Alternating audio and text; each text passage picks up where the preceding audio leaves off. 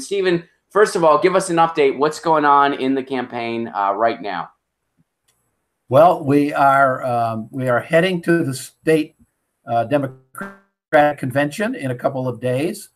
We expect that to be contentious as it was last year, particularly between the ever-growing progressive membership of the party and the establishment part of the party. Our campaign is gaining really good momentum the last few weeks here and month or two, and we look forward to continuing to do that. I'm in kind of a fight with the Democratic Party over how it handled the pre-endorsement process, which I can elaborate on later if you'd like me to. It's pretty much the same kind of mindset as happened to Bernie in 2016. The absolute plain English way to say it is they're lying, cheating, and stealing. All right, yeah, I do want to go into that. You already got some questions here, but since you brought that up, let's get into it now. What's been going on? I mean, I've been seeing like some tweets that you've been sending out about some documents that you actually received from the party itself and in regards to the endorsement process. So please kind of unpack that for everybody. What's going on? I will try to do the short version of this for your folks.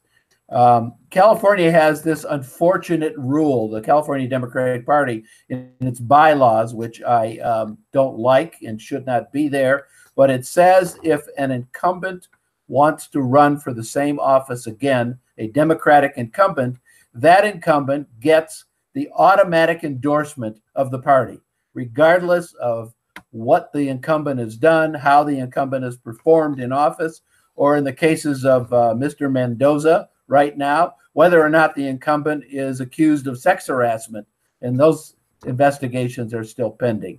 The only way to prevent this automatic endorsement is for the challenger to obtain the signatures, the wet signatures, if you would, of 20% of the delegates in the voting district.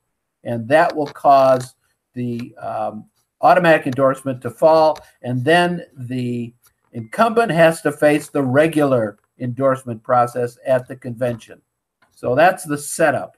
So I obtained what I felt was 20% of the necessary votes, turned them in. The party said, I turned them in, and after the time to turn them in had passed, the party said, well, you missed, you didn't get enough. And I, of course, said, what are you talking about? I don't think math has changed since I went to school. And they said, no, you used the wrong list. We have a secret list that we didn't give to you, and it's got more people on it, and you fall one short. So it's similar. I mean, that's the bait and switch they do. That's similar to what happened with SB 562. Hey, here's the rules you need to follow. Okay, we followed all the rules. Oh, these weren't the rules. You fucked up. Now you're done. Well, it's even worse than SB 562 because Rendon actually had the power to do what he did. He shouldn't have done it, but he had the power to do it. Right. But what I mean is the nurses were told a certain set of guidelines. Yes. They followed those guidelines. And then all of a sudden they were told, oh, wait, no, these weren't the guidelines. That's what I mean when I'm saying it's the same thing. That is correct. They gave you a certain set of standards. You followed them. They changed the rules. They changed the rules after the game was over and said, you thought you won, but you really didn't. We won. Right. And it's clear that what the party is doing has nothing to do with holding fair processes and democratic processes. They are acting solely to protect the interests of the incumbents and keep them in office. Absolutely. And they're doing everything they can to keep progressives out of the party. That's why I just, at this point, I don't know how we can move forward without a viable third party. I just don't. I mean, the Democratic Party has made it clear who they are. They've made it clear what they want. They are bleeding members, and people are fleeing the Democratic Party in droves because they want a party that actually stands for something. The Democratic Party stands for we're not them. There is an awful fascist party in this country that openly serves the 1%, and we are not that. What are we? Pretty much nothing. We have the same donors, and we don't give a shit, but we're not them.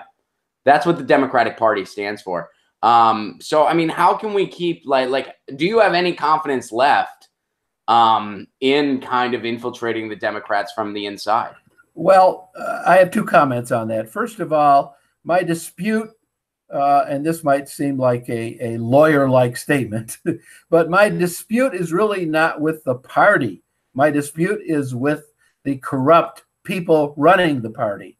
And there's a difference. Whether the real issue is the party salvageable if the people running it are thrown out and honorable people with integrity are installed? And I don't know that we know the answer to that yet. I'm running as a Democrat because here in San Francisco, if I want to get elected in 2018, I have to. If I want to take out Pelosi, I have to. I guess it remains to be seen whether or not the party is hopelessly damaged by the corruption that's happening within it, or whether or not it's salvageable. But I draw a distinction between corrupt people and the corrupt party. You know, the people are not the party. The party is all of us. The party is you and me. I'm part of the party. The whole progressive wing of the Democratic Party is part of the party. So that's the question that remains to be seen. Fair enough. I mean, I see where you're coming from. Honestly, speaking for myself, I've never considered myself a Democrat. I consider myself a progressive. And up until recently, I thought, well, the Democrats are kind of the clearer glass for me. I don't really feel that way anymore. Now I'm pretty much a policy over party guy. There are some people that are trying to infiltrate the Republicans that I would gladly cast a vote for, i.e. Sam Ronan. There's also people trying to infiltrate like you are, and I'd be happy to cast a vote for you. There's also a lot of Greens and Independents I'd be happy to cast a vote for. So for me, it's all about policy now over party, and I think we need a longer-term solution, and I don't see the Democratic establishment being part of it. I could be wrong. I'm open to the fact I'm wrong. I think we need to try everything. I support people trying. I support what the Justice Democrats are doing. I support a lot of people running as Democrats.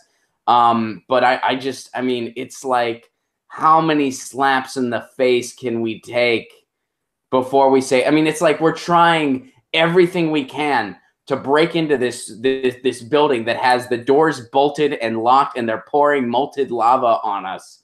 And we could just go build our own fucking house at this point. Hey guys, thanks for watching. That was a clip from Get Your News On with Ron, the world's first viewer-curated streaming news show. What does that mean? That means I log on to a stream and people tweet me articles over on Twitter at Ron Placone, or they use our Reddit subsection, which is just Get Your News On with Ron over on Reddit. And that's how we build the show. I'm seeing all these articles for the first time. We are literally getting our news on together. Follow me on Twitter at Ron Placone so you can participate. And this show streams live every Tuesday through Friday at 10 a.m. Pacific Standard Time, so please do tune in. If you want to support this show, you can do so over on patreon.com/Ron Placone, where for as low as $1 a month, you get access to exclusive podcasts every week, exclusive videos, free tickets to shows when I'm performing in your town, and more for as low as $1 a month. Please do consider it. Thank you so much for your support. This has been Get Your News On with Ron.